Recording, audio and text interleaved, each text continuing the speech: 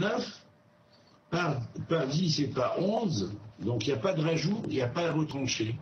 C'est plénipotentié parce que la Mishnah termine en disant Ve'en zulato, omidato, esser, que ça lui-même quoi, c'est par le 10 qu'on peut comprendre.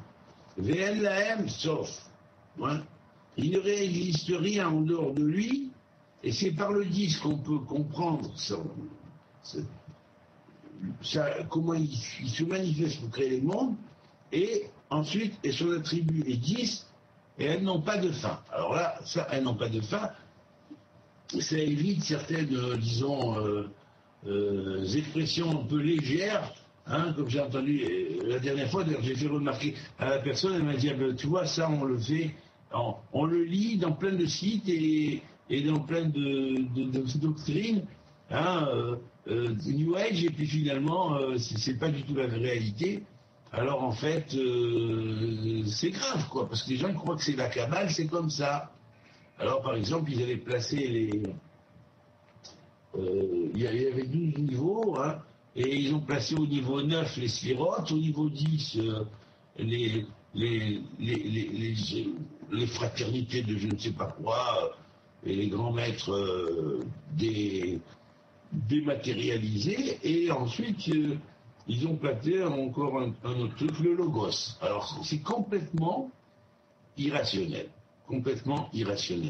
oui, complètement du délire, et complètement de la déformation totale de ce que peut signifier dans la Kabbalah les 10 sphirotes Bélima. Elles ne sont pas appelées Bélima pour rien, elles n'ont pas de Maout, elles n'ont pas de consistance qu'on peut palper. Elles sont totalement immatérielles et elles n'ont pas de fin.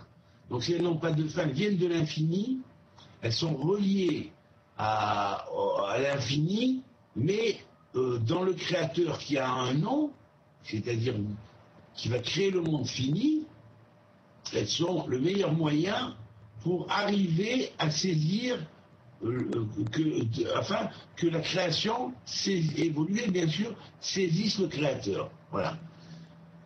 Donc ça évite les délires d'une loge de je ne sais quoi qui se plaçait au-dessus des 10 sphirotes, parce que c'est une entorse totale à la définition. Et ça se dit, il mélange tout, et il mélange avec la Kabbale.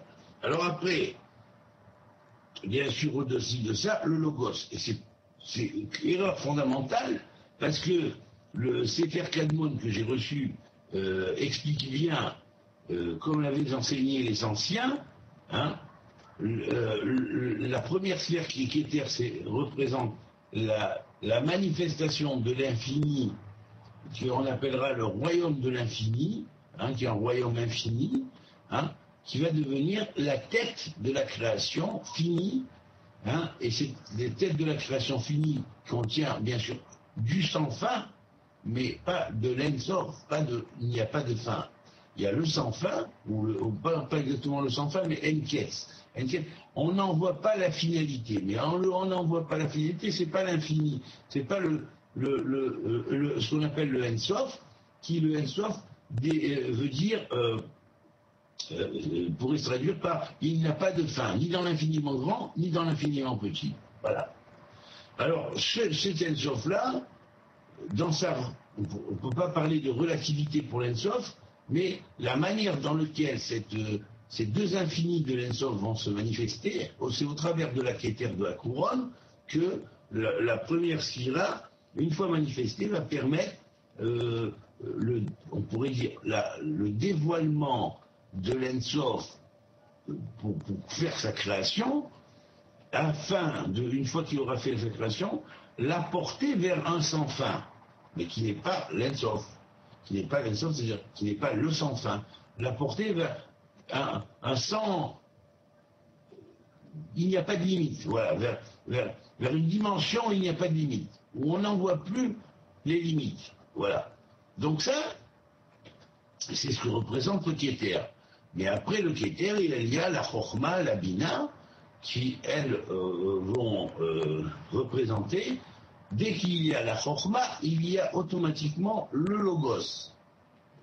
Et là, le logos de la Chokhma va émaner en tant que prima logos ou premier logos, dialogos ou deuxième logos ou premier Mahamar, la première parole, Davar Rishon, Davar Hasheni, la deuxième parole, la troisième parole, jusqu'à la 10e parole. Alors bien sûr, c'est pas forcément, là ici, l'allusion à ces fameuses 10 paroles qui ont fait la création, puisqu'on sait que la création a été faite par 10 paroles, comme le dit le Pirkei Avot et comme le montre le livre de la Genèse, puisque c'est marqué 10 paroles, Dieu fit le monde par 10 paroles, et pourquoi 10? Bon, on demande, bon, on ne va pas rentrer dans tous ces détails, on va dire simplement que le monde a été fait par 10 paroles qui sont, la première parole, Bereshit bara Elohim et Hashamayim et Haaretz, c'est une parole purement pensée et non prononcée en tant que...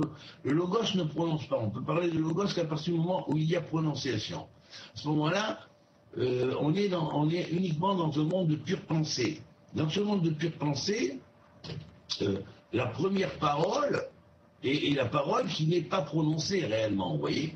Elle a à la fois le commencement et la finalité de tout ce qui existe, mais elle n'est pas prononcée. Et après, la première parole prononcée va être que la lumière soit. Puis ensuite, qu'il y ait un espace entre la lumière, un espace entre les eaux du dessus et les eaux du dessous, puis ainsi de suite, que la terre germe et qu'elle s'élève au-dessus des eaux, qu'elle germe et produise un monde végétal. Tout cela sont les 10 paroles de création afin de réaliser son œuvre. Oui. Alors donc, bien sûr, ces 10 paroles, bien sûr, ont un rapport parallèle avec ce que l'on appellerait les 10 logos ou les 10 séphirotes émanés de la Chokhma, qui en sont en même temps les 10 sagesses, hein, mais les 10 logos sont au-delà de ça. Alors on va dire le premier logos, c'est la première Chokhma, le kéter de la Chokhma, c'est l'union-logos. L'union-logos, on pourrait dire le premier Mahamar, le premier Davar créateur, la première puissance créatrice par la parole, pensée, ordonnée, mais c'est une parole de lumière, c'est une parole de Dieu, donc c'est une parole de lumière du Dieu manifestée à partir d'un sens dans une parole de lumière. Cette parole de lumière va s'étendre progressivement dans les mondes et va progressivement inonder tous les mondes, mais d'un bout à l'autre. Alors bien sûr, on ne peut parler qu'un d'un unique logos, parce qu'ici il n'y a qu'un seul langage de la création. Il y a le langage de Dieu. Dieu par la création est quelque part l'ipséité de Dieu, ou quelque part la manifestation elle-même de Dieu, quelque part. Donc il est à la fois tous les êtres qu'il crée, il est le royaume qu'il crée, et le roi de ce royaume, et en même temps le portique de ce royaume symbolique, ainsi que la clé qui ouvre le portique du royaume. Et bien sûr, l'armoire centrale ou le palais central de ce royaume. On prend cette analogie pour essayer de comprendre allégoriquement ce que peut signifier donc le premier logos. Après, nous avons le deuxième logos, le deuxième langage, qui est lui le langage du deux. Alors le langage du deux, lui, va se manifester par ce qu'on va appeler le dialogue. Ça va être le dialogue, hein, tout à l'heure, Michel. Le dialogue est tout à l'heure, Michel. Tout à l'heure, tu me l'as fait. Non, quelle minute? Ah, il est ouvert, ben oui, laisse-le chauffer. Bon, le dialogos, qui va être donc le dialogos, oui. Le dialogos qui va être le dialogue qui va s'établir entre le je et le tu, entre le moi et l'autre. Vous voyez? Alors déjà, le je et le tu par rapport à la création, c'est je, c'est Dieu, et le tu, c'est toute la création, on pourrait dire expulsée de Dieu. Mais il y a une unité totale entre le je et le tu.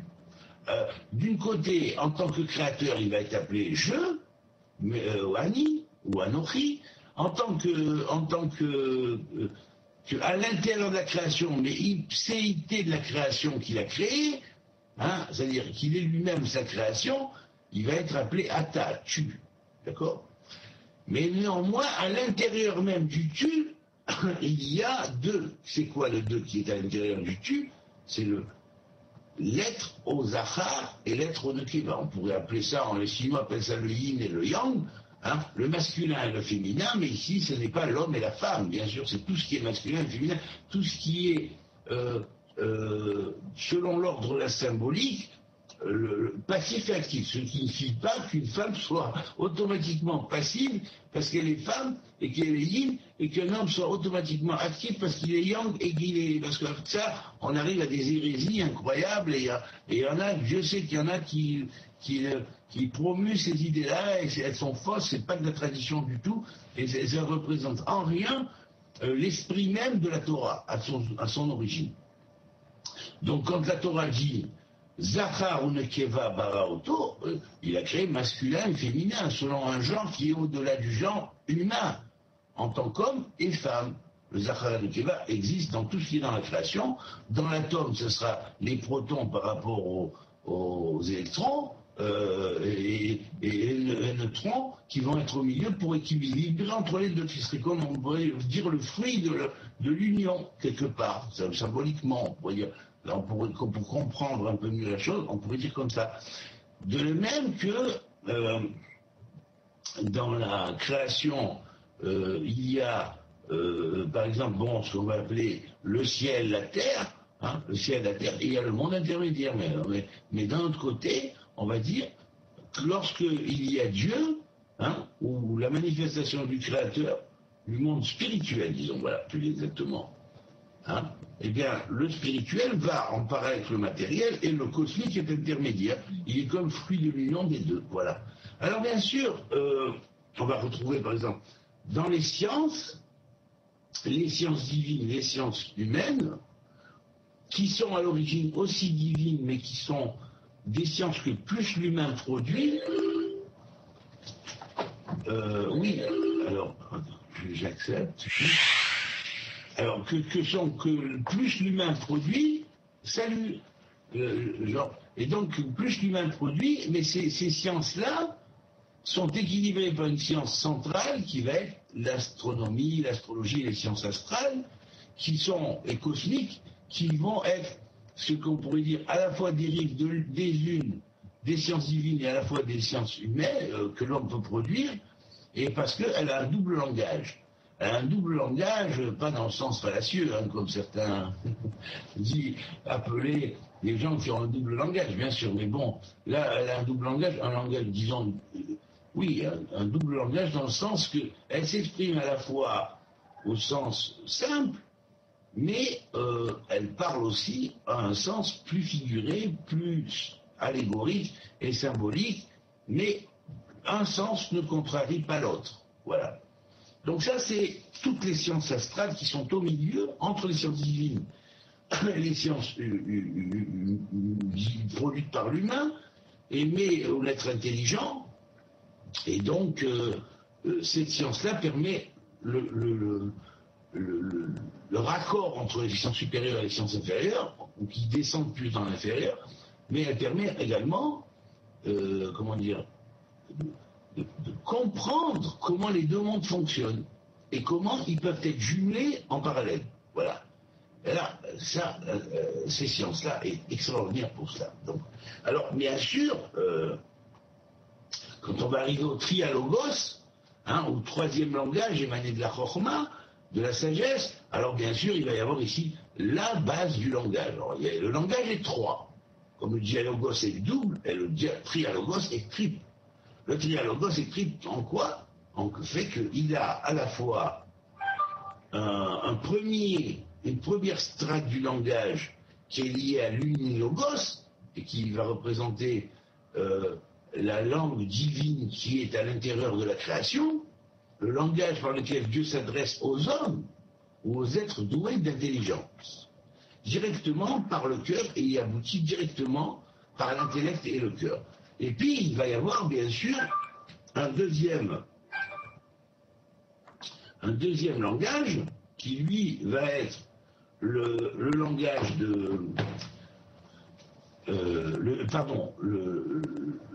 la deuxième strate du trialogos, qui elle est liée quelque peu un peu au dialogos. Et c'est quoi? Ça représente justement le langage entre les êtres de la création. le langage naturel, dit naturel, de communication entre les êtres de la création. Alors, dans le langage de connexion, on peut voir un langage des nuages, on peut voir un langage des animaux, on peut voir certains animaux, par exemple, qui perçoivent les vibrations comme vraiment quelque chose qui les alerte de quelque chose.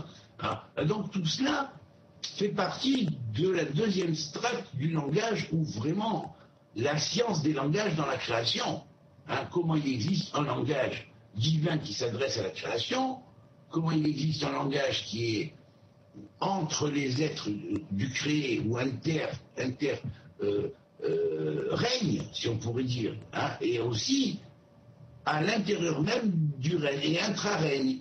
Et puis il existe un autre langage qui va être le langage conventionnel. Or ce langage conventionnel, bien sûr, ça va être les langues que, par exemple, les êtres intelligents ou les hommes conçoivent. Par exemple, l'anglais, le français, chaque langue aura son propre langage qui dérive du trialogos en strate 3. Parce qu'il y a 3 strates, le trialogos, vous voyez. Voilà. Et là, on pourrait continuer 4, 5, 6, 7, 8, 9 et 10. Et quand on arrive au dialogos, décalogos, c'est le logos finalement de la loi, de la promulgation de la loi, mais sur un plan ésotérique et interuniversel. Alors bien sûr, cette promulgation-là va s'affirmer à l'intérieur de la création au travers des différentes manifestations de la Chokhmah. Cette Chokhmah est appelée la sagesse de Dieu, ou elle a un nom aussi en résumé qu'on appelle aussi Bat. Bat, c'est par exemple, on va dire Bat Ashré, la Bat de Ashré. Oui, Ashré, je vais dire à la Bat de Ashré. Ashré, c'est cette sagesse qui avait été prêtée ou donnée momentanément à Salomon en préfigurateur qu'il était du Messie. Cette sagesse-là, elle est appelée Bat. C'est elle qui a plongé en premier dans l'abîme pour sauver les créatures qui étaient au fond du gouffre. Et le principe messianique a suivi immédiatement pour récupérer sa partie adjointe, et donc il a plongé dans l'abîme après, et c'est ce couple-là qui est le grand cosmocouple sur lequel se maintiennent tous les univers, tous les mondes. Alors bien sûr, il y a donc le monde des logos, et jusqu'à arriver, quand on arrive au décalogos, bien sûr, la promulgation de la loi. Voilà. Alors tout le monde du logos est appelé Bat, je reviens. Hein. Bat, ça veut dire la fille, hein, la fille, mais laquelle fille? La fille de Dieu. On voit que les lettres de Bereshit sont Bat, Bait, Ashré, ou Bait, Bat, Roshi, ou alors, regardez l'expression magnifique, hein, Bat, Roshi, c'est-à-dire la fille émanée de ma tête. C'est-à-dire, en fait, c'est comme si le Créateur disait, voici la fille qui émanait de ma tête, en particulier de ce qu'on appellerait le cerveau gauche de Dieu, le cerveau droit de Dieu, pardon, qui est le principe duquel va dériver la sagesse. Alors il y a un principe divin qui, lui, est de Malchut, de Keter, qui va descendre dans le monde le plus bas pour récupérer cette Chokhmah qui a sauté au plus bas pour apporter la connaissance aux abîmes, et alors bien, et pour faire qu'un jour, même les abîmes qui ont été issus d'un plan de création et qui étaient donnés par Dieu lui-même, eh bien un jour pourront retourner dans le monde infini, immortel, et ce sera la paix dans le monde entier, et ce sera le facteur qui pourra amener un jour l'équilibre de la création et la paix dans la création. Voilà. Donc c'est ça, c'est cette fonction-là, hein, qu'on va définir par le logos. Tout ça dérive d'une chose, la Chokhmah. Vous voyez combien la Chokhmah est peu connue, hein. Voilà. Et ensuite, bien sûr, il va y avoir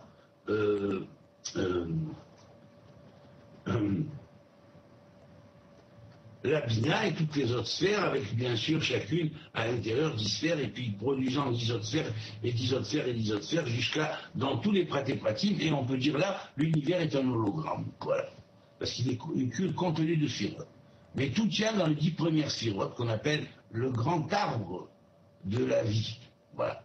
Ce grand arbre de la vie est totalement abstrait, mais il apporte la vie simplement. C'est quoi qu'il est appelé l'arbre de la vie, mais et les 10 sphirotes ne sont pas concrètes. C'est pour ça que cette théorie-là qui va les placer en dessous des 7 mètres de noge de je ne sais pas quoi et en dessous de ce qu'on appelle les logos, c'est complètement irrationnel et complètement non traditionnel au sens même guénonien du terme.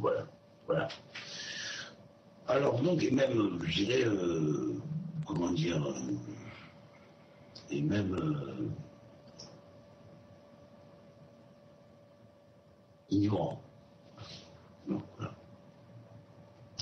Alors, on a vu, donc, on a fini avec la 4e Mishnah, et donc quand on rentre dans la 5e Mishnah, on va commencer, donc, Eser Sfirot, Belima, Midatan, Eser, chez Ein, Lahem, Sof, Romek, Réchit. La première est appelée Romek Réchit, la profondeur du commencement. Romek Aharit, la profondeur de la fin. Alors, je reprends le début de la Mishnah, je n'ai pas traduit. Il y a donc 10 sphirotes, Blima, sans consistance, sans immatériel. Midatan, Eser. Et elles sont... voilà, oui. Midatan et Ser, et comment dire, Mida, oui, ces attributs sont de 10. Midatan et Ser, chez Enlaem Ketz, chez Enlaem Sof, pardon, qui n'ont pas de fin, ni dans l'infiniment grand, ni dans l'infiniment petit, qui sont un hologramme, mais qui se réduisent dans les 10 premières sphirotes, mais qui peuvent se dédoubler, multiplier à l'infini, dans le petit comme dans le grand. Romek Réchit, la première va être appelée Romek Réchit, la profondeur du bien, du commencement, excusez-moi. Bonjour, Trésor. Romek Acharit, la profondeur de la finalité des choses. S'il vous plaît, si vous pouvez fermer vos micros, qu'on n'entende pas les sons qui sont alentour, ce serait bien. Voilà. Alors, Romek Tov, la profondeur du bien. Vous bouclez les micros, c'est possible. Alors, Romek Ra, la profondeur du Ra, du mal. Alors là, quand on parle de profondeur du bien, profondeur du mal, on arrive à comprendre la profondeur du bien, mais qu'est-ce qu'il y a à voir la profondeur du mal dans les 10 sphirotes? Eh bien, la profondeur du mal dans les 10 sphirotes, c'est pas n'importe quel mal dont on parle ici, c'est le mal qui, en Dieu, est fait pour corriger ces univers. C'est-à-dire, ce mal-là n'est pas le mal aux yeux de Dieu, n'est pas le mal aux yeux des univers, il est un mal pour les univers, pour les corriger lorsqu'ils dévient ou se détournent ou font, vont trop loin vis-à-vis du Créateur. À un moment donné, la tribu qu'on appelle Emekra va détruire toutes les forces du mal qui ont été construites par les créatures. Du commencement jusqu'à la fin. Et ce Emekra, on pourrait dire, c'est l'antivirus pour les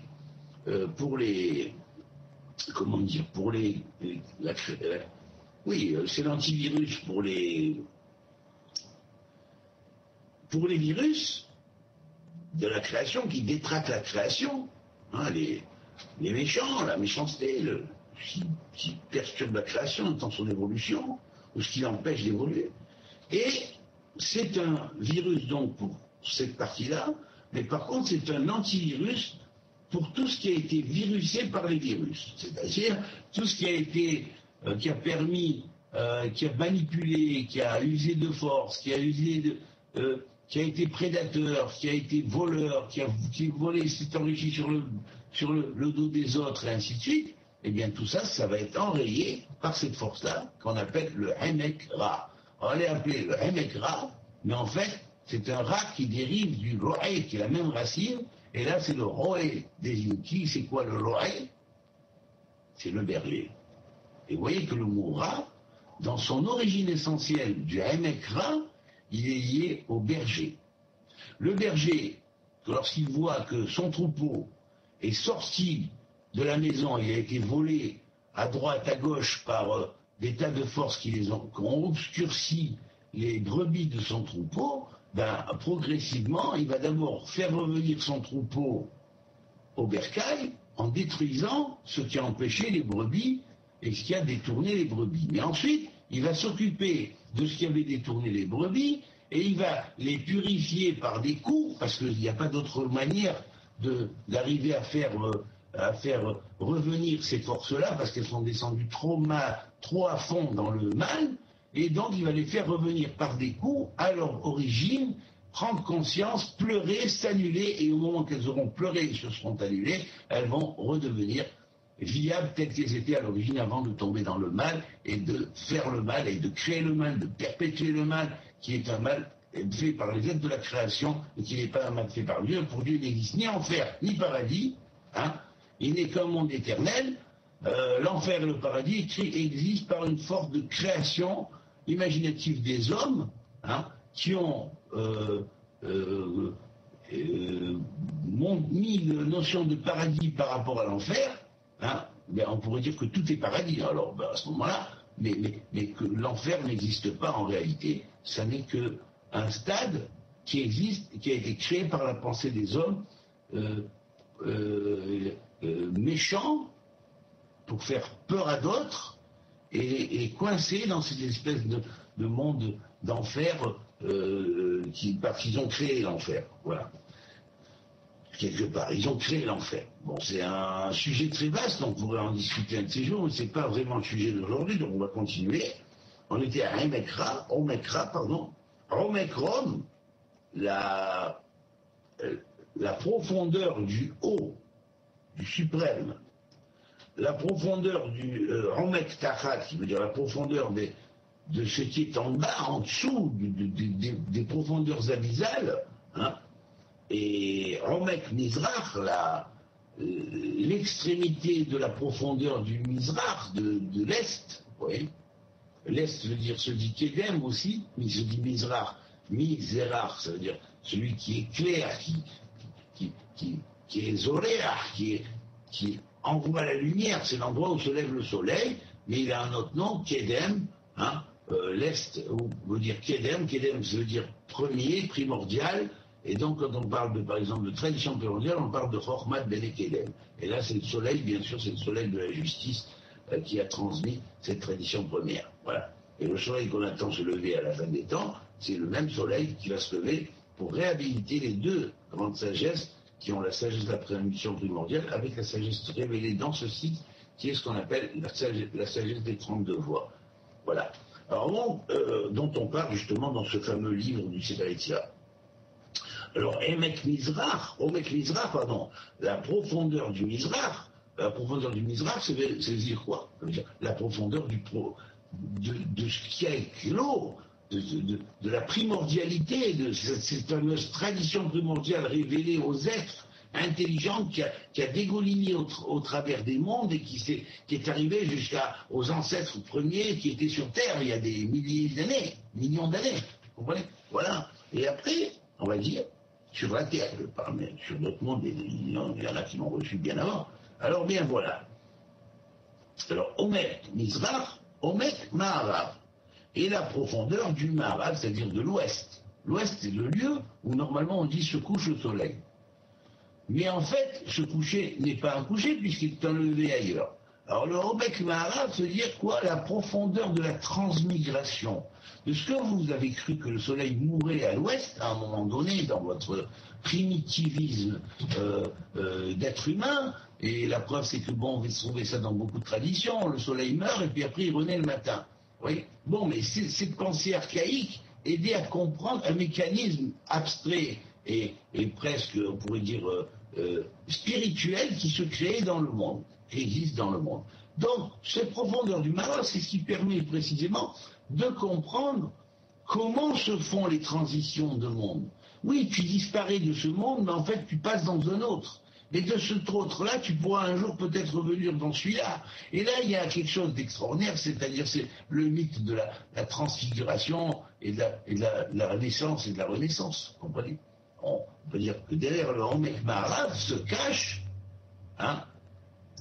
la science des transmigrations ou des réincarnations, jusqu'à la résurrection finale. C'est-à-dire quand on aura vraiment atteint le sommet du Sikkoun, c'est-à-dire de la réparation, à ce moment-là, il y aura ce qu'on appelle la résurrection de l'être, où l'être va redevenir plénipotentiel, parce que c'est comme si ces incarnations successives n'avaient aucun sens. Elles sont annulées parce que ce sont simplement des projections dans des temps différents pour recevoir, pour apprendre, pour s'éduquer, jusqu'à arriver à cette espèce de totalité de l'être qui va être l'être plénipotentiaire au niveau, même si c'est chacun à son niveau en soi, et dans sa relation avec Dieu, dans ce qu'il a de Dieu, eh bien évidemment il trouve en lui une plénipotentialité, tout en ayant ses limites en tant qu'être humain quand même, que le Créateur a imposé à la création, qui est nécessaire à ce que nous puissions vivre tous ensemble, à la fois en tant qu'individus séparés, mais en même temps en tant qu'individus unis dans un monde hologrammique suprême qui nous transcende tous et qui fait qu'il y a une unité immatérielle, abstraite, qui existe dans la création, même si apparemment il y a des échauffourées entre les êtres, il y a toutes ces choses. Ce sont des phases alchimiques qui existent, mais qui de toute façon mènent à une chose finale qui est le grand œuvre. Voilà. Alors c'est comme ça qu'on pourrait expliquer Romek Maharav. Romek Tsaphon, la profondeur du Tsaphon. Alors la profondeur du Tsaphon, c'est comme si on disait la profondeur de l'énigme du Sphinx. Ouais. Parce que le Sphinx, chez les Égyptiens, ils se mettaient au Tsaphon, ils étaient les gardiens des temps. Vous voyez.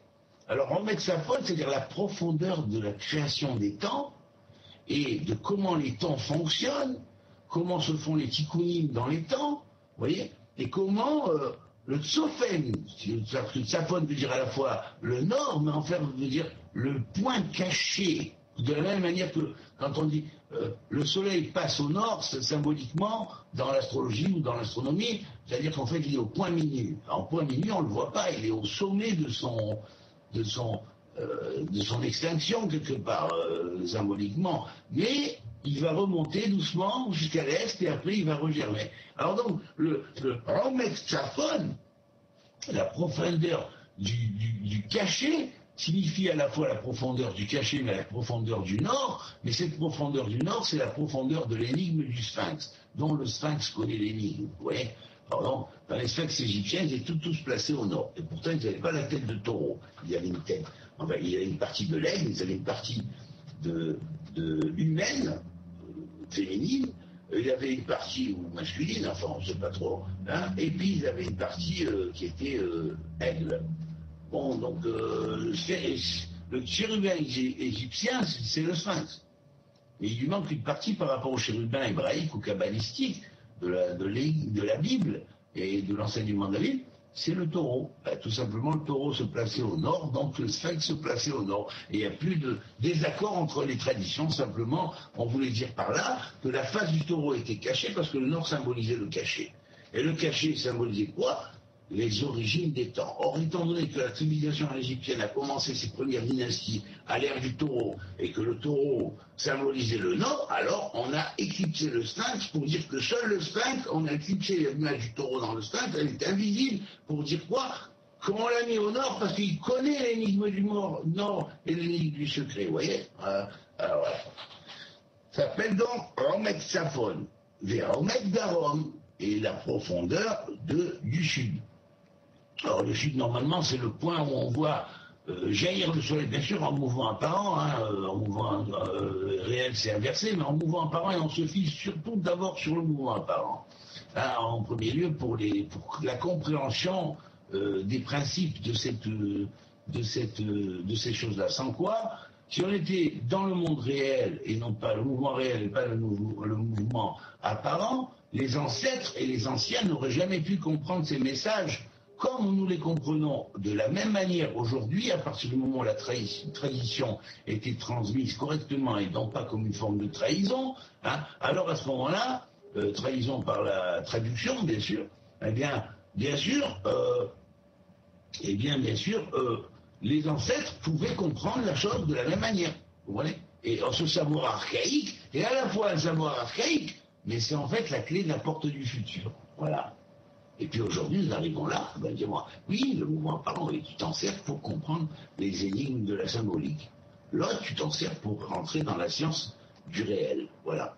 Mais les anciens connaissaient l'une comme l'autre. Mais s'ils ont procédé, on voit ça dans les livres d'Ernest Trismégiste, dans le livre d'Enoch, hein, où on dit la Terre n'est pas au centre, elle tourne autour du Soleil, dans l'un comme dans l'autre, et dans le Zohar aussi. Hein, et on dit donc la Terre tourne autour du Soleil, et on dit la Terre tourne sur elle-même, mais mon fils, par exemple, prenons le plan dans Ernest Trismégiste, il y a un autre des livres d'Enoch sous un autre nom, hein, avant 48 ans, et on dit donc, il dit donc à son fils, garde-toi bien de dire cette chose-là, car sans quoi on te traiterait pour fou, de fou, et non, les gens te tueraient, ils te tueraient si tu annonçais ces choses-là. Parce qu'ils croient qu'il y a 4 tortues qui soutiennent les 4 piliers sur lesquels la Terre repose, ou alors qu'il y a une espèce de géant qui porte la Terre sur ses épaules. Vraiment, ils n'ont pas compris, certains au niveau allégorique, la signification de la chose, ils ont pris ça au pied de la lettre, et bien voilà, donc ceux-là, ils auraient été capables de tuer quelqu'un qui disait que la Terre tourne sur elle-même. Vous direz, comment on est tous en tourne, on a le vertige, c'était incompréhensible à l'époque, ils n'étaient pas arrivés à découvrir progressivement dans l'histoire les lois de la nature de façon à arriver à cette conscience qu'on a aujourd'hui du mouvement réel. Mais cependant, il y avait des gens plus avancés que d'autres, hein, parce qu'ils avaient reçu peut-être leur connaissance du futur quelque part. Hein. Eh bien, ceux-là, ils pouvaient dire, oui, mais c'était des secrets d'initiés. Alors, Ormek Tsafon, Ormek Darom, le secret du Darom.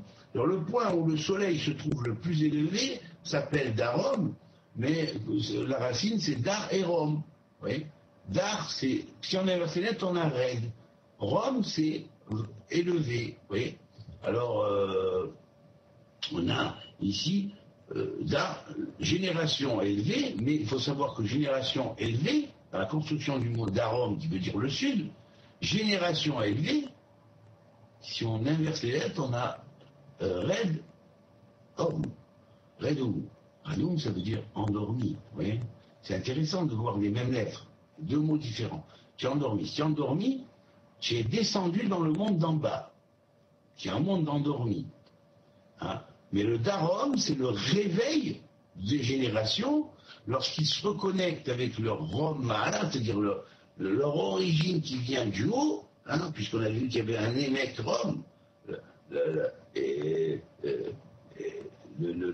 les profondeurs de l'eau, hein, ici il y a les profondeurs du bas, c'est pour que dans la profondeur du bas, même quand on est très endormi et qu'on est devenu un robot de la Matrix, hein, eh bien on puisse se réveiller et puis quand même reprendre conscience et dire attention, bon, je ne veux pas rester quelqu'un de manipulé, je veux mon indépendance en tant qu'être humain, j'ai moi aussi du divin en moi, et puis je veux me réaliser, et puis Dieu dit, écoutez, laissez-le, vous n'avez pas le droit de l'empêcher de se réaliser.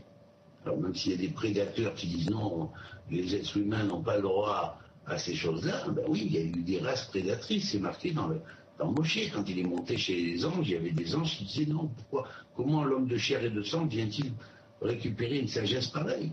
On n'a pas le droit, il ne faut pas leur donner, créateur, ne leur donnez pas, ils vont tuer, ils vont assassiner, ils vont faire ça, ils vont faire ça. Et là, Moïse a répondu, d'une certaine manière un peu naïve apparemment, parce qu'il a dit, mais est-ce que vous êtes dépendant de ces choses-là? Est-ce que vous avez un mauvais penchant qui vous pousse à tuer, qui vous pousse à part les anges déchus, bien sûr, qui ont fait des quelques pans, mais vous n'avez pas ces choses-là. Vous, anges supérieurs, vous n'avez pas ça. Et ceux qui avaient failli, c'était des anges de la catégorie des Ishim Ben Elohim, fils d'Elohim, mais de la catégorie des Ishim.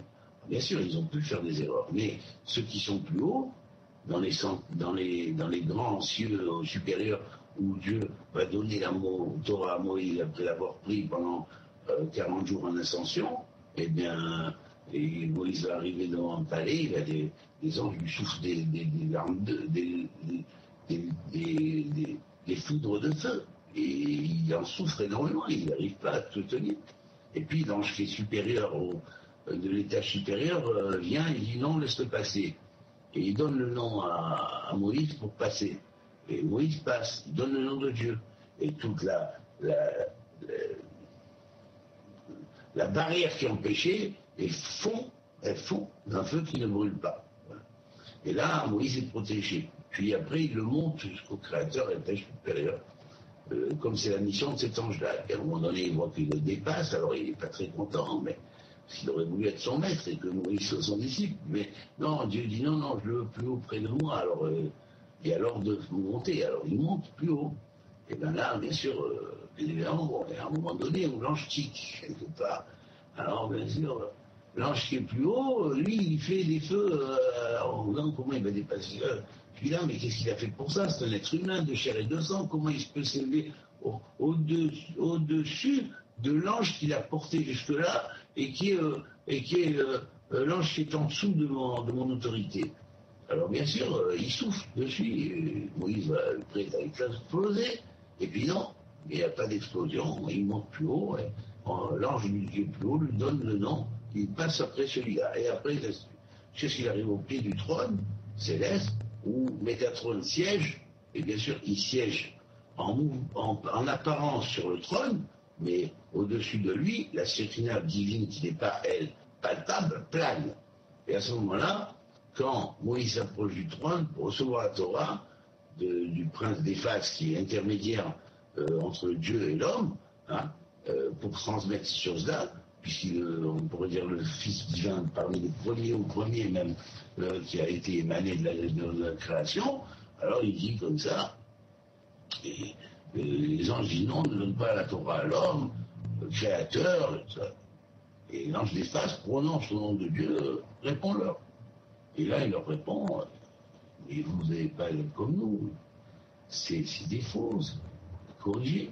La Torah peut nous aider à corriger ces défauts dans son application telle qu'elle va être donnée à la terre. Je suis venu l'apprendre pour ça. Et puis, grâce à ça, on aura le tikkun, et grâce au tikkun, on pourra se réintégrer par la société des eaux placés, voilà, qui sont tous sous la dépendance du Très-Haut. Il y en a qu'un.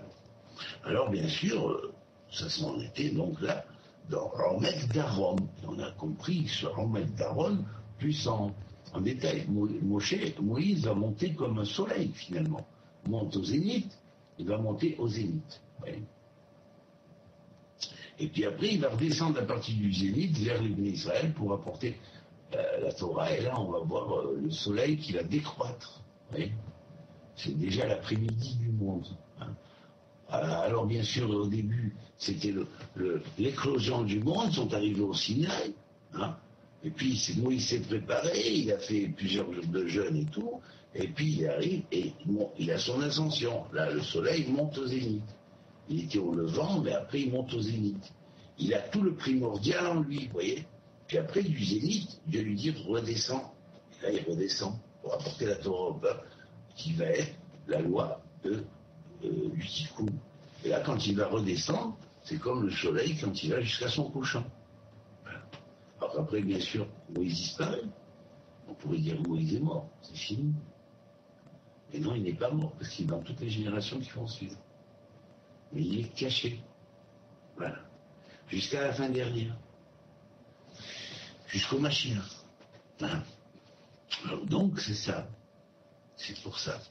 Alors il dit, Melech Neman, alors Omekra, Tachat, on était donc à Omek Daron, Adon Yahid est un seul seigneur, El Melech Neman, le roi, Dieu roi.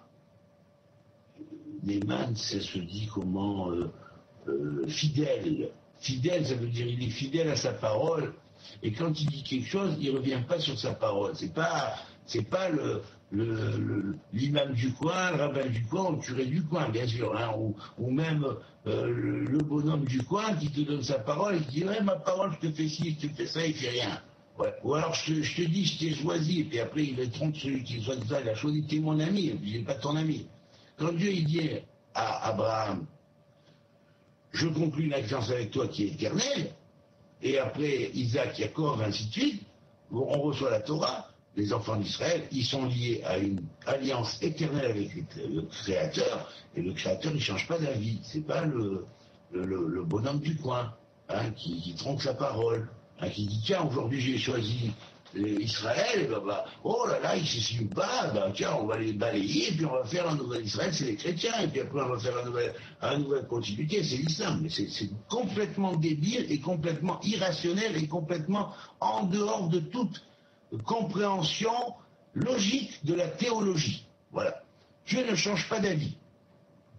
Donc Dieu est toujours pareil à lui-même, il ne change pas d'avis. S'il choisit, il choisit pour l'éternité. Il ne revient pas sur ses décisions. Parce qu'il voit l'éternité, c'est pour ça qu'il a choisi. Alors il ne va pas choisir aujourd'hui, puis demain révoquer. C'est des idioties de curés et d'imams qui sont venus après, qui ont essayé de tronquer les choses à eux, et qui ont essayé de faire d'autres religions, parce que le défaut du judaïsme, à un moment donné, il a voulu être une religion, donc il a voulu se construire un peu en dehors de sa transmission des origines, il s'est éloigné de la connaissance des origines, c'est pourquoi, il a pu surrépondre même à ça. Pourtant c'est simple. Pourtant, c'est simple, vous voyez ce que je vous dis. C'est très simple, mais voilà. Et voilà, toutes les polémiques sont balayées. Dieu ne change pas d'avis. Voilà. Désolé.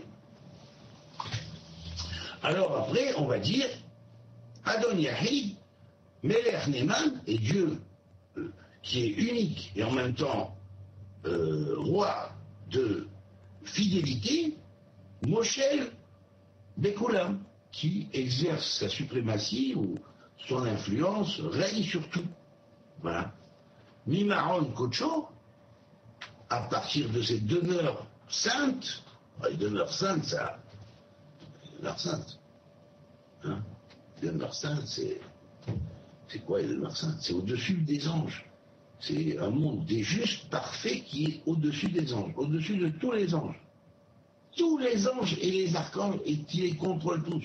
Parce que Dieu a donné à ce qu'on appelle Maron Kocho, ce sanctuaire, plus exactement ce lieu de sainteté, hein, où toutes les âmes des justes, de toutes les nations de la Terre, de cette Terre et de toutes les terres, et de toutes les exoplanètes existantes, et de toutes les intelligences ayant passé par les mêmes stades que les humanités, ou notre humanité, et toutes les humanités, ceux qui ont été élus comme justes, c'est dans ce monde-là qu'ils vont. C'est un monde qui contrôle les anges et les archanges, et qui leur donne des ordres, parce que simplement, Dieu a mis comme, si on pourrait dire, patron des anges, c'est juste. Donc les anges sont à leur service, c'est normal. Voilà. Le Créateur a fait comme ça. Pour ça, parce quoi? Parce que ces justes-là, ils sont descendus jusque dans les lieux les plus bas, et ils ont été quelque part des anges, quelque part eux-mêmes, avant d'être des hommes, mais des anges qui sont descendus plus bas que les anges ne peuvent pas descendre. Parce que vous voyez bien, à un moment donné, par exemple, l'histoire des anges rebelles, hein, et bien c'est pourquoi? Parce qu'il y a certaines choses que les anges ne peuvent pas faire. Il y a des lieux dans lesquels les anges ne peuvent pas aller. Ils se corrompent, ils deviennent mauvais. Alors, les êtres humains aussi. Mais il y a une possibilité de les corriger. Ce qui prouve que quelque part, l'origine et la source de l'être humain qui a été fait à l'image de Dieu, et qui n'a pas hérité que du Tselem, mais du Tselem Moudmout, a cette faculté supérieure de pouvoir revenir ensuite à son origine, qui est au-delà même du monde de création des anges et des archanges. Voilà. Alors bien sûr, dans ce monde qu'on appelait dit Maron Kocho, bien sûr, qui règne? Bien sûr, l'éternel, le roi de fidélité, qui ne change pas sa parole et qui ne trompe pas sa parole, qui ne promet pas et ne donne pas, mais qui promet. Quand il promet, son serment est éternel. Voilà. Maron Kocho, Ad, jusqu'à l'éternité des éternités à jamais. Voilà. Et là, on est dans la finalité de la 4e Mishnah. Alors, je vais la relire en français.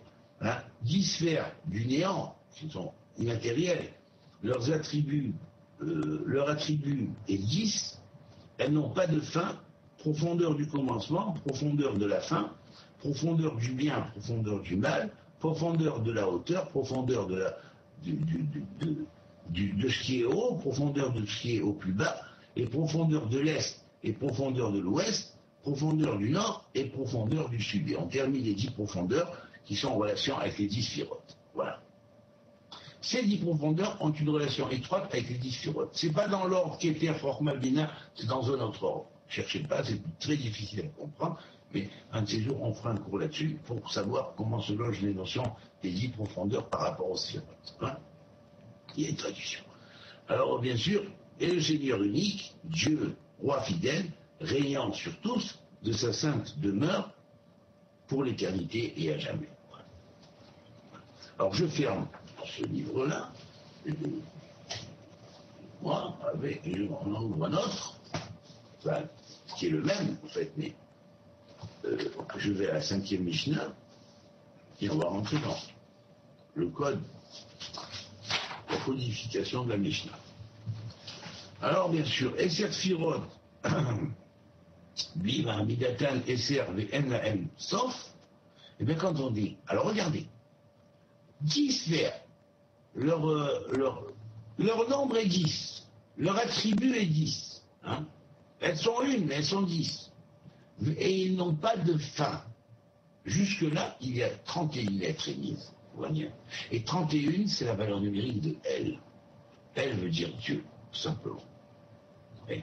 Alors pour dire bien une chose, sache une chose, elle qui va devenir la terminale de tous les anges dans l'attribut de divinité que Dieu leur a prêté aux anges, hein, elle qui va être le commencement du nom de Elohim, hein, ou Eloah, hein, eh bien, elle, on va le retrouver, qui veut dire la divinité, hein, on va le retrouver dans le nombre correspondant aux lettres du commencement de cette 5e Mishnah, ou 5e enseignement du premier chapitre du Sefer Yetzirah.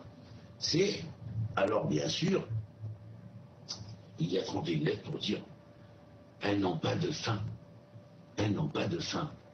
Mais même si elles émanent de l'Ensof, hein, étant donné que l'Ensof, ou ce qu'on appelle en hébreu, non pas l'infini, comme on traduit pour désigner l'absolu, il n'est pas fini.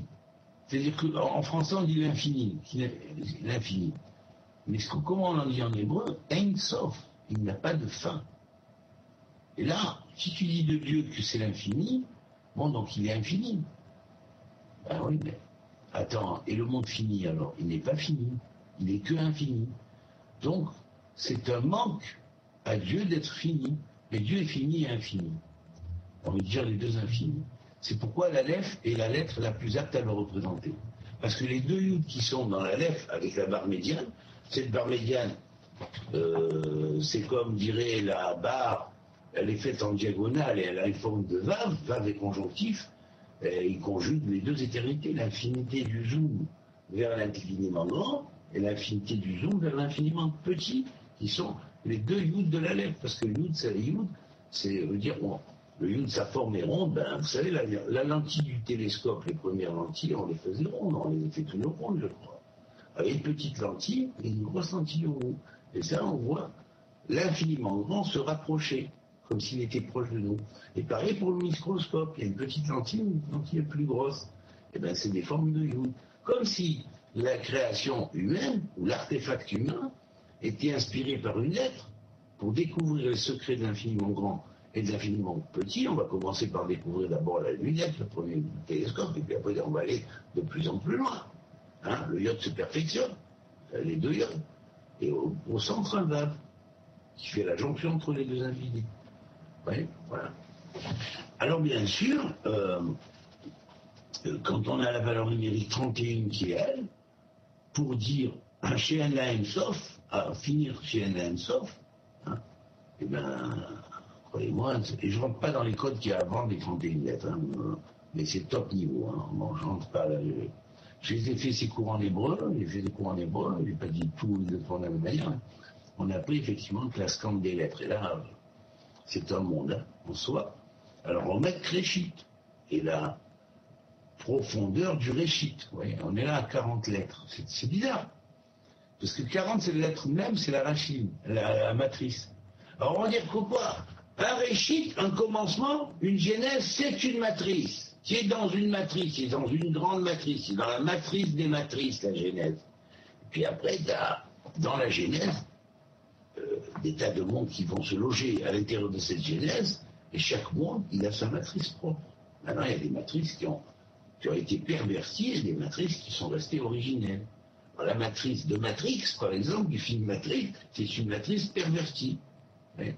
Celle-là aussi, c'est une matrice pervertie. Alors on explique ce qui s'y passe par rapport à la matrice pervertie. Et sachez qu'il existe une matrice qui n'est pas pervertie, qui est la matrice pure et originelle. Cette matrice pure et originelle, c'est elle qui va nous engendrer, qui nous a engendré à notre état primordial dans ce monde, et c'est elle qui va nous faire retourner un jour à notre état primordial et nous permettre de renaître dans le monde futur dans lequel nous serons chacun des constructeurs de mondes selon la volonté divine et on sera des co-associés avec la volonté divine quand on aura appris les plans de procréation. Bien sûr, avant, c'est même pas la peine d'en parler. Voilà. Alors, il faut apprendre des plans de procréation. D'abord, quand on est dans ce monde pour ça, pour commencer à apprendre, entrevoir. Puis après, il y aura des slavines, des stades où on va petit à petit commencer à comprendre comment marchent les lois de procréation. Notre cerveau va s'illuminer, s'agrandir progressivement, notre être va s'agrandir. Et progressivement, on commencera à prendre conscience qu'on peut être des créateurs de 310 mondes. 310 mondes, ça veut dire beaucoup. 310 mondes. Hein. C'est pas que 310 planètes. Hein. C'est plus que 310 planètes. Bon, voilà. Bref. Alors, bien sûr. Et chacun des fils du feu de l'alliance primordiale peut devenir une aide co-créatrice au plan de Dieu de création sur les 310 mondes qui lui impartissent. Ouais. Mais c'est Dieu qui crée. Mais le fils du feu créateur ou l'ange, le chevalier de la lumière qui aura reçu la clé du Graal divin, si on pourrait dire, sans Graal divin, alors il aura la clé de son évolution future et de sa propre création, et de ses propres 310 mondes. Mais c'est Dieu qui va les créer, ces 310 mondes. Et néanmoins, il aura appris de l'intermédiaire Graal, ou sans Graal, qui aura permis de retrouver l'origine et qui sera reconnecté avec le Créateur, sans idolâtrie, bien sûr. Il faut retourner aux origines pour ça. Les origines, c'est avant que l'on pervertisse les choses. Voilà, bon, bref. Alors maintenant, je reviens à Romek Acharit. Et quand on arrive à Romekra, la profondeur du mal, on a 67 en valeur numérique. Et vous savez c'est quoi?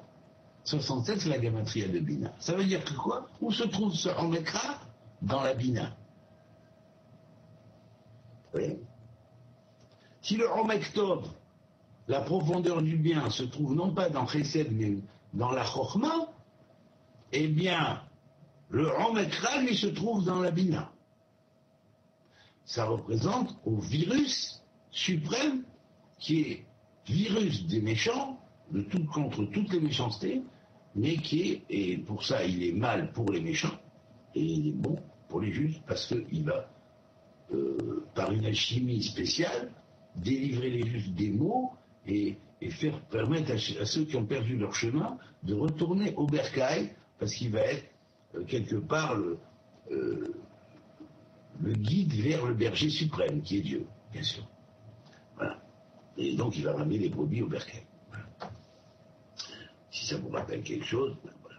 Alors, Romek Rom, bien sûr, après les Romek Tachat, curieusement, quand on arrive à Romek Maharav, la profondeur de l'Occident, ouais, on est à 100. Ouais. Et pourquoi? Parce que on est à 100 lettres, pour dire quoi?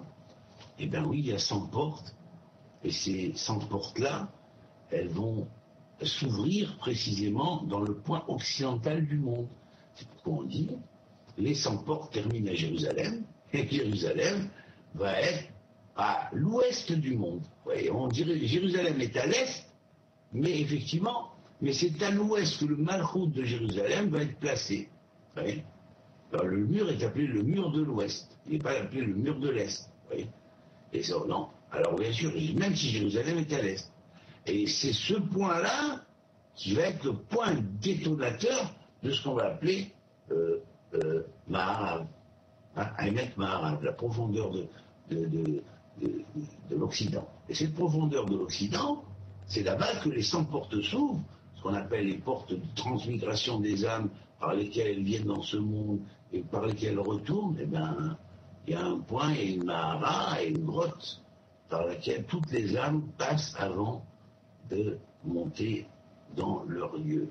C'est dans cette grotte-là, quelque part, qui en fait, comme un peu ces grottes que voient les gens dans leur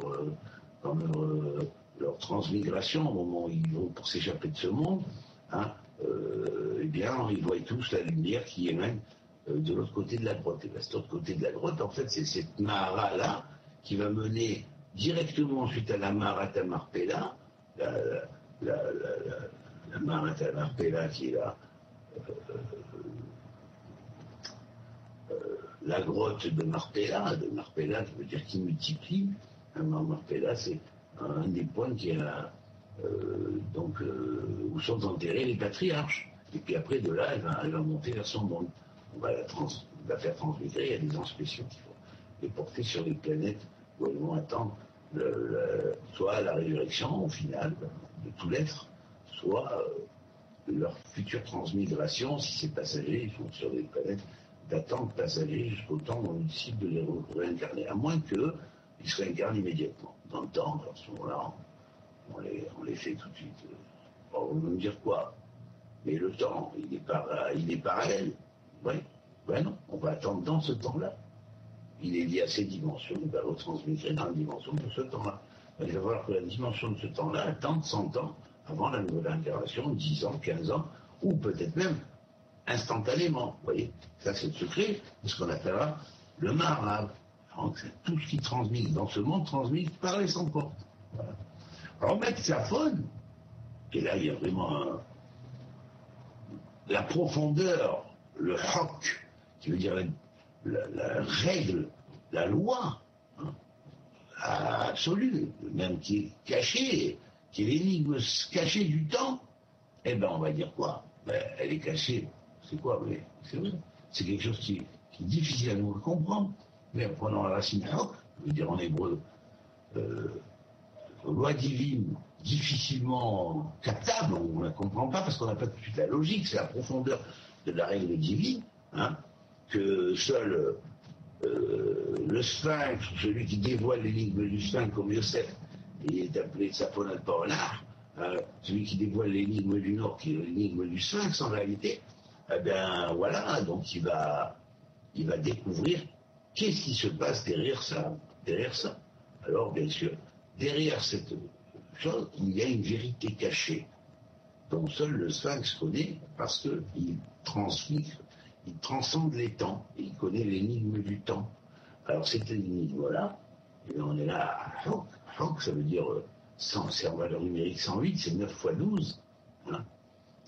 Tout est dans le secret de la naissance et le secret de la fécondation avant la naissance.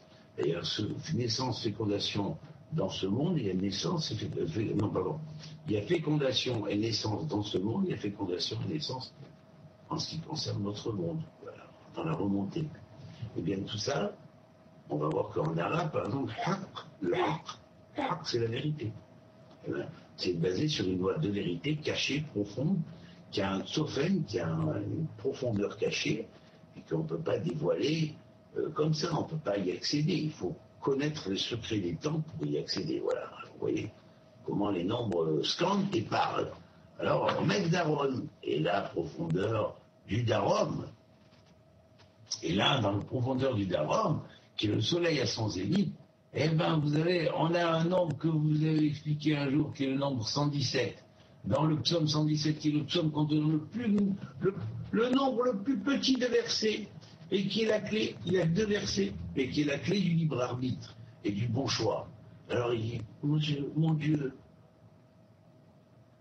j'ai du mal en moi, je pourrais faire le mal, j'arrive pas à me corriger, je voudrais, mais j'arrive pas.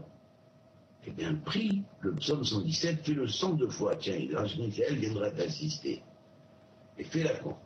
Écoute mon cours sur le psaume 117 et tu verras. Tu y arriveras. Parce que du point le plus bas, on va te ramener au point le plus haut. C'est ce que Daron veut dire. Voilà. Le soleil de justice va te libérer de ton, ce qu'on pourrait dire, des mauvais choix que tu fais parce que tu n'es pas forcément complètement responsable. Tu t'es emmêlé les pinceaux, tu t'es créé des tas de nœuds qui en font que maintenant tu es un robot et tu ne peux plus rien faire autre d'accomplir ta fonction de robot. Mais si à un moment donné tu dis non, je vais prier Dieu, et je veux plus être un robot, je veux être l'être humain, je veux décréter telle chose et pour vouloir telle chose et dire et la réaliser et non pas faire des choses qui sont contraires à ce que je veux à mon profond, hein, à mon profond je veux le bien et je fais le contraire de ça, pourquoi je vais tuer quelqu'un, par exemple? Ben, je vais me repentir, je ne peux pas le tuer. J'étais trop dans la machine du mal. Je suis d'âge, je coupe les têtes à tout le monde. Je n'arrive rien à faire de quoi que ce soit. Eh bien, dis mon Dieu, je t'en prie. Éternel, moi, je n'ai pas la force. Allah, moi, je n'ai pas la force. Mais aide-moi. Aide-moi. Je suis franc. Allah. Au nom de ce que tu as choisi avant de nous donner le Coran, aide-moi. David, il est reconnu dans le Coran, au nom du psaume 117 de David et de ce verset, que je vais te lire en arabe parce que je ne sais pas lire en hébreu. Mon Dieu, aide-moi, que je ne sois plus un tueur de coupeur de tête. Eh bien, Dieu va te donner la force, récite-le 101 fois et tu verras que tu seras plus robotisé. Tu ne seras plus atteint par le virus qui te rentre dans la tête et qui te dit que c'est en tuant que tu auras plus de vierges en haut. Parce que c'est un gros canular. Tu n'auras pas de vierge en haut. Tu auras des coups de bâton. Parce qu'on n'a pas le droit d'enlever la vie quand Dieu a donné la vie. Et chaque jour dans ce monde, un homme peut faire du bien. Donc chaque jour que tu enlèves à un homme d'avoir la possibilité de faire du bien, tu fais une grande erreur en lui enlevant la vie. Tu n'es pas le bon Dieu pour en tirer la vie à qui que ce soit. Donc, prends conscience de ces choses-là dans la logique et fais le bilan en toi-même et dis-toi, non, je sais pas, c'est vrai. Ah, mais non, mais j'ai envie d'avoir de l'argent. On m'a promis un gros magot pour ça, même terrestrement. Même je suis pas obligé d'attendre des vierges d'Allah en haut. Hein. On m'a promis un gros magot. Eh ben, je vais le faire, je vais avoir un gros magot, je vais pouvoir faire tout ce que je veux, m'éclater, aller à Tombouctou, aller je ne sais où, à trouver des vierges dans ce monde, même, comme dirait Mokhtar. Hein, bon, mais, alors non, hein, non, non.